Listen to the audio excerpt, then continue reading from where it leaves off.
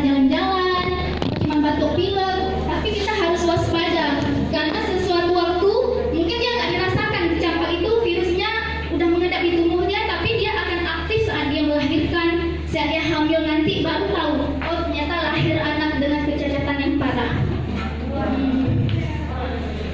Kekebalan yang didapatkan dari imunisasi campak ini itu seumur hidup, jadi cukup sekali dia disuntik, kemudian kekebalannya akan seumur hidup. Dan penyakit campak ini juga, campak dan rubella sama penyakitnya itu, apabila pernah diderita oleh seseorang anak yang diderita campak rubella, dia akan bertahan, akan mempunyai kekebalan terhadap penyakit tersebut. Jadi dia tidak akan berulang lagi penyakitnya, cuma sekali seumur hidup. Makanya sudah ada kekebalan dalam tubuhnya. Ini rubella itu contoh daripada komplikasi akibat daripada penyakit rubella ini.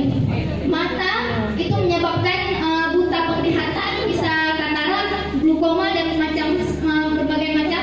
Yang paling parah adalah kasihan anak baru dilahirkan sehingga harus berkacamata pula.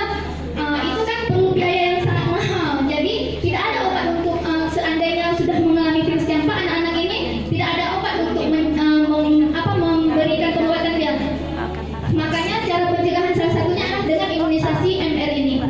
Kalau pada tubuh bisa jadi retardasi mental, anak-anaknya IQ-nya pasti kurang, kepala bisa jadi mengecil, bentuk kepala setengah lahir, kemudian gangguan pendengaran bisa tuli, kemudian gangguan penglihatan seperti saya bilang tadi, jantungnya bisa kelainan jantung bawaan, bisa bocor jantung, bisa pingsan tiba-tiba anak-anak. Itu dia akibat daripada rubella ini. Jadi komplikasi ini banyak dia yang terjadi, bukan ini saja, lebih banyak lagi kalau wanita hamil bisa melahirkan